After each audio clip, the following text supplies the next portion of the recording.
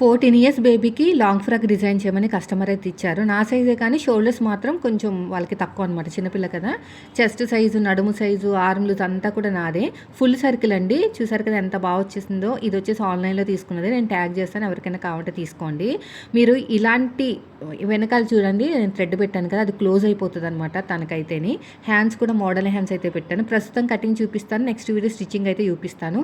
ఇది చాలా సింపుల్గా ఉంటుంది తెలుసా అండి. నా మెథడ్లో మీరు కట్ చేశారంటే పక్కా కొలతలనమాట, విత్ ఫార్ములా తోటి. నేను అది నెక్స్ట్ వీడియోలో చూపిస్తాను. ఫస్ట్ వచ్చేసి వాళ్ళు ఏం చేశారంటే 4 మీటర్లు మనకి శాటిన్ క్లాత్ ఇచ్చారు. శాటిన్ క్లాతే కావాలంట వాళ్ళకి. మళ్ళీ 4.5 మీటర్లు ఒరిజినల్ క్లాత్. అది శారీ నుంచి కొంచెం తగ్గించేసి మిగతా తీసుకొచ్చారు. ఆ శారీ కూడా మనకి స్పేస్ సిల్క్ శారీ అనమాట. ఇప్పుడు 4 ఫోల్డింగ్ చేస్తానండి. చిన్న పాప కాబట్టి మనకి తక్కువ క్లాత్తోనే అంతా అయిపోతుంది. సో నేనైతే 4 ఫోల్డింగ్ చేసుకుని వీళ్ళకి చెస్ట్ వచ్చేసి 7.5 ఇంచులు, చెస్ట్ వచ్చేసి 7.5, హైట్ వచ్చేసి 12.5 ఇంచులు. కింద కూడా ఖర్చులకి మార్కింగ్ వేసేసుకోండి. పైన ఖర్చులు వదిలేసుకుని ఇలా ఎల్స్కేల్ సహాయంతో స్ట్రైట్గా లైన్ వేసేసేయండి. ఇలా మార్కింగ్ అయితే వేసేసుకోండి. వేసుకున్న తర్వాత చెస్ట్ వచ్చేసి 7.5 ఇంచులు, ఎగస్ట్రా ఖర్చు కోసం 2 ఇంచులు కొంచెం ఎక్కువే పెట్టమన్నారు ఖర్చులు అనేవి. కింద పైన మొత్తం కూడా ఒకలా మార్కింగ్ వేసేసుకోండి. ఒక బాక్స్ లాగా రెడీ చేసేసుకోండి. ఇది బాగా జారిపోయే క్లాత్ ఉంది. స్పేస్ సిల్క్ అంటే ఎలా ఉంటుందో మీకు తెలుసు కదా. అయినా సరే మనకి కొంచెం ఓపిక చేసుకుని కుట్టామంటే కొంచెం ఫినిషింగ్ బాగుంటుంది, చూడడానికి కూడా చాలా బాగుంటుంది. ఇప్పుడు నెక్స్ట్ వచ్చేసి నేను ఎలాంటి క్యాన్వాస్లో ఏమి యూజ్ చేయలేదండి. సింపుల్గా క్లోజ్ చేశాను, ఎందుకంటే వాళ్ళు కొంచెం తక్కువ కాస్ట్ ఇస్తా అన్నారు. దాన్ని బట్టే కదా మనకి కూడా ఫినిషింగ్ ఇచ్చేది. సో ఇప్పుడు ఫుల్ షోల్డర్ వచ్చేసి పాతకు 7 ఇంచులు తీసుకుంటున్నాను. నెక్ వచ్చేసి 3 ఇంచులు తీసుకుంటున్నాను. 3.5, అంతకంటే ఎక్కువ అవసరం లేదు. నెక్ డీప్ వచ్చేసి, ఫ్రంట్ నెక్ డీప్ వచ్చేసి 3, మనకి 5 ఇంచులు ఫ్రంట్ నెక్. స్టార్ ఇస్తున్నాను ఇలాగా, అంటే ఒక హార్ట్ షేప్ అనుకోండి, హార్ట్ షేప్ లాగా ఇస్తున్నాను. బ్యాక్ నెక్ ఏమో చిన్న డ్రాప్ అనమాట. చెస్ట్ మార్కింగ్ కూడా వేసుకోండి. ఫుల్ షోల్డర్ కూడా పాతకు 7 ఇంచులు. 7.5కి పాతకు 7 ఇంచులు పెద్దగా డిఫరెన్స్ ఏం లేదు, అందుకని నాకు ఇలా వచ్చిందనమాట దగ్గరికి. ఇలాగా షేప్ ఇచ్చేసేయండి, అద్దినట్టు వచ్చేస్తుంది. షోల్డర్ దగ్గర 1/2 ఇంచు, అంటే క్రాస్గా కట్ చేయడానికి ఒక 1/2 ఇంచు, అదేవిధంగా ఖర్చుల కోసం ఒక 1/2 ఇంచు అవి వదిలేసుకుని మీరు చెక్ చేసుకోవాలి ఇలాగా. ఓకేనా?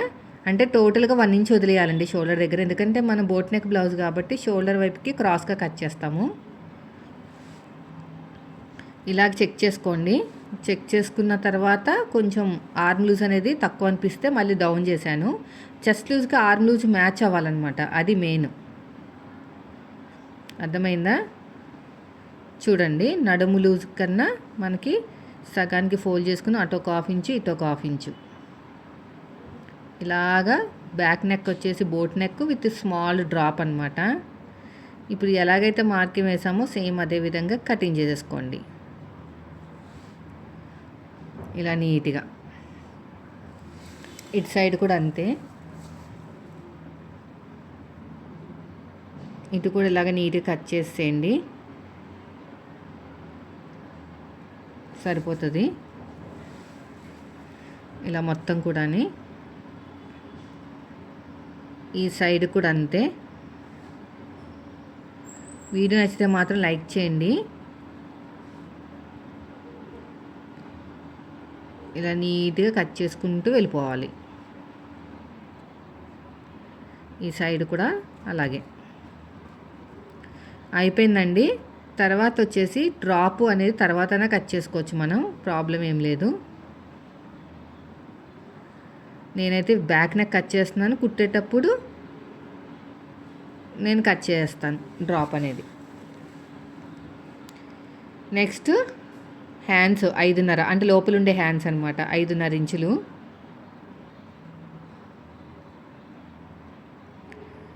నెక్స్ట్ వచ్చేసి హ్యాండ్ లూజ్ వచ్చేసి 5 ఇంచులు, డౌన్ వచ్చేసి 3 ఇంచులు తీసుకున్నాను. ఆర్మ్ లూజ్ మనకి 7 ఇంచులు, అంటే స్ట్రైట్గా చూసుకుంటే 1 ఇంచు మైనస్ చేయాలి, 6 ఇంచులు వస్తుంది.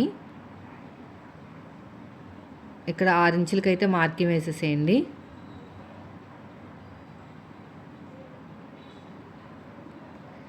ఇప్పుడు ఫ్రీ హ్యాండ్ తోటి తిప్పేసుకుంటే సరిపోతుంది. ఇప్పుడు ఎలాగైతే మార్కింగ్ వేసుకున్నామో సేమ్ అదే విధంగా కటింగ్ చేసేయండి. ఈ సైడ్ కూడా అంతే. ఇక చిన్న టక్ అయితే ఇచ్చేసేయండి. సైడ్కి కూడా ఎగస్ట్రా ఉన్న క్లాత్ని కట్ చేసేయండి. దీన్ని తీసి పక్కన పెట్టేసేయండి. ఇప్పుడు మన లైనింగ్ క్లాత్ని ఒరిజినల్ క్లాత్ని కూడా సర్కిల్ తోటి కట్ చేసుకోవాలి. నాకు ఒరిజినల్ క్లాత్ అనేది 4.5 మీటర్లు ఉంది కాబట్టి ఫుల్ సర్కిల్ అంబ్రిల్లా అవుతుంది. ఇది 4 మీటర్లే ఉంది కాబట్టి హాఫ్ సర్కిల్ అంబ్రిల్లా అయితే అవుతుందండి. ఫుల్ సర్కిల్ అవ్వదు, తక్కువ అవుతుంది. ఫోల్డింగ్ నా వైపు పెట్టుకున్నాను, అంటే సింగిల్ ఫోల్డింగ్ వేసాను. మళ్ళీ ఇలాగ ఫోల్డ్ చేస్తే హాఫ్ సర్కిల్. అంటే ఎన్ని లేయర్స్ వచ్చాయి? 4 లేయర్స్. సో మీకు నడుము లూజు కూడా 4 భాగాలు చేసుకోవాలి. ఖర్చుల కోసం ఎక్స్ట్రా తీసుకోండి. ఇది అంబ్రిల్లా టైప్ కాబట్టి ఖర్చులు అనేవి 2 ఇంచులు తీసుకున్నాం కదా, అక్కడ ఇక్కడ ఒక 1.5 తీసుకుంటే సరిపోతుంది అనమాట. ఇంకా అంతకు మించి ఎక్కువ ఏం అవసరం లేదు. వీడియో నచ్చితే మాత్రం లైక్ చేయండి. ఇప్పుడు మనం నడుము లూజ్ అనేది ఎలా పెట్టేసుకోవాలో చెప్తాను. మనం ముందుగా కట్ చేసింది ఉంది కదా బాడీ పార్ట్, దాన్ని తీసుకొచ్చి కొంచెం తక్కువ పెట్టుకోవాలన్నమాట. ఫుల్గా పెట్టేసేయకూడదు, డాట్ కోసం పోతుంది. అదేవిధంగా మనకి ఇది అంబ్రెలా కాబట్టి కొంచెం సాగుతుంది. నేను దాదాపుగా ఒక 1.5 ఇంచు వదిలేసుకుని మార్కింగ్ వేసుకున్నాను. ఇక్కడ కొంచెం క్లాత్ కూడా ఎక్కువ వచ్చింది, అంటే మరీ ఎక్కువ పెట్టినా కూడా బాగోదండి ఖర్చులు, వాళ్ళు అలాగే చెప్తారు. మనం ఒక 2 ఇంచులు ఎక్స్ట్రా పెట్టుకుంటే సరే. ఇంకోండి ఇలా పెట్టేసుకుని ఒక 1 ఇంచ్ వదిలేసానండి, 1.5 ఇంచ్ వరకు సైడ్కి.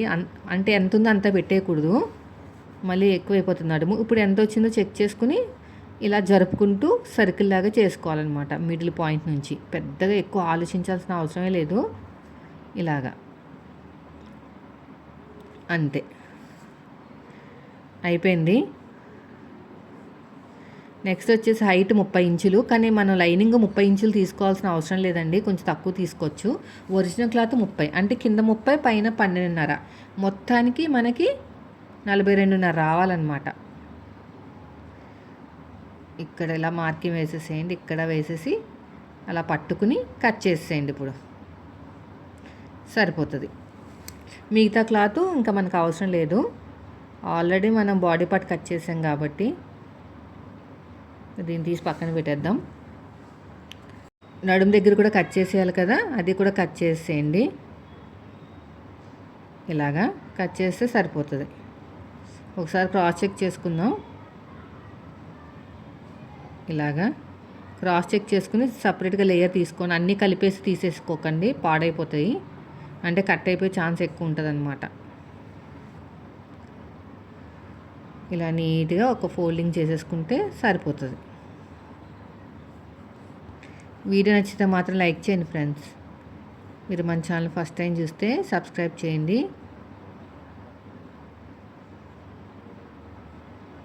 ఇలా మొత్తం కూడా నీట్గా చెక్ చేసుకోండి.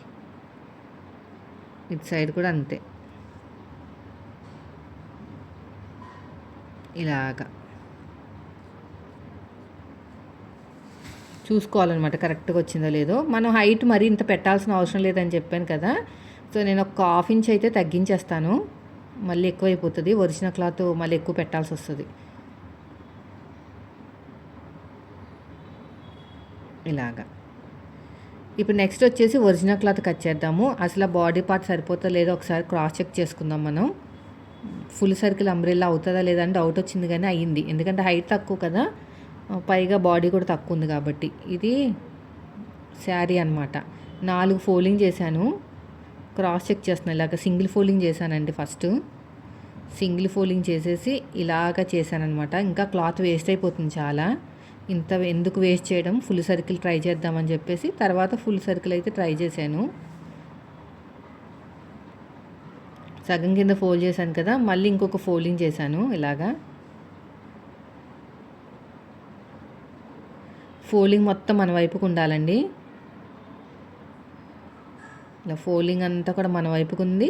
సర్కిల్ వేసుకోవచ్చు, కానీ మళ్ళీ అతుకులు అవి పడే ఛాన్సెస్ ఉన్నాయి. అతుకులు పడకుండా చెక్ చేసుకోవాలని చెప్పేసి నేను ఏం చేశానంటే నార్మల్గా ఓపెన్ చేసేసి 4 ఫోల్డింగ్ ఉంచేసాను. ఇలా అయితే ఇబ్బంది అవుతుంది, మనకి జారిపోయే క్లాత్ కదా.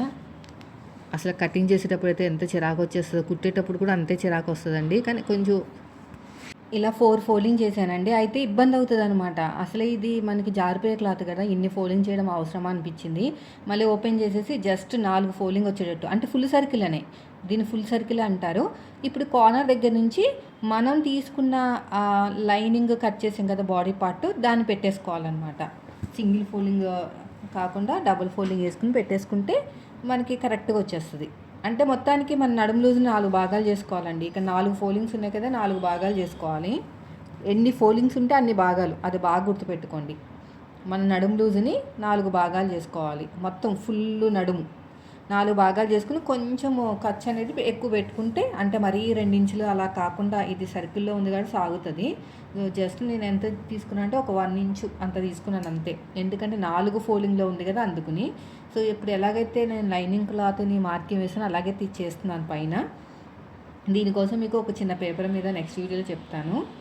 మీకు ఇంత పెద్ద పెద్ద దాని మీద అయితే కష్టం అనమాట. ఎందుకంటే నేనే కటింగ్ చేయాలి, నేనే వీడియో షూట్ చేయాలి. ఒకరు పట్టుకుని ఒకరు కటింగ్ చేసామనుకోండి, ఎక్కడ ఏది చూపించాలో అర్థమవుతుంది. కానీ నాకు స్టాండ్కి పెట్టేస్తాను కదా, మీకు ఇబ్బంది అవుతుంది, నాకు ఇబ్బంది అవుతుంది. నేను పేపర్ మీద చూసి చెప్తాను మీకు. ఇలాగ హైట్ నాకు 30 ఇంచులు కదా, ఒక 1 ఇంచ్ ఎక్కువ తీసుకున్నాను, ఖర్చు కావాలి కదా అందుకుని. తీసుకుని ఇలా మార్కింగ్ అనేది వేసేసాను. చూడండి, మార్కింగ్ వేసుకుని అసలు మనకి బాడీ పార్ట్ వస్తుందా లేదా, మనకి హ్యాండ్స్ కూడా రఫుల్లాగా రావాలి కదా అని చూసుకుంటున్నాను అనమాట. నాకైతే వస్తుంది. చూడండి, ఇక్కడ కరెక్ట్గా పెట్టేసుకుని ఇలాగ చక్కగా నీట్గా మార్కింగ్ వేసుకుంటూ వెళ్ళిపోండి. వీడియో నచ్చితే మాత్రం లైక్ చేయండి ఫ్రెండ్స్. మీరు మన ఛానల్ ఫస్ట్ టైం చూస్తే సబ్స్క్రైబ్ చేయండి. ఇలా చక్కగా ముందైతే కట్ చేసుకోండి దీని ఇదంతాని. ఇలా కట్ చేసుకుని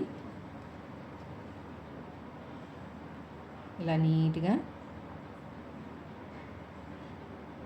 దీన్ని తీసి ఇంకా పక్కన పెట్టేద్దాం. పక్కన పెట్టేసి క్రాస్ చెక్ చేసుకుందాం, అన్ని మూలలు కరెక్ట్గా వచ్చినాయి లేదు. ఇలా చూసుకుంటే సరిపోతుంది అనమాట. ఎక్కువ తక్కువ ఉంటే కిందే తెలిసిపోతుంది. కరెక్ట్గానే వచ్చింది. ఇప్పుడు ఇది 4 ఫోల్డింగ్లు ఉంది కదా, ఇప్పుడు కట్ చేస్తే 4 వచ్చేస్తాయి. అలా కాదు, దేని దానికి సపరేట్గా కట్ చేసుకోండి. నేను హ్యాండ్ కటింగ్ అదంతా కూడా క్లియర్గా ఒక వీడియోలో చెప్తాను. ఇదంతా ఫుల్ లెంత్ అయిపోతే మీకు కన్ఫ్యూజ్ అయిపోతారు అన్నమాట. ఎక్కువసేపు చూడాలన్నా చిరాకు వచ్చేస్తుంది. ఇలా చక్కగా ఇలా పెట్టేసుకుని నీట్గా కట్ చేసుకోండి. ఇలా కరెక్ట్గా పెట్టేసుకుని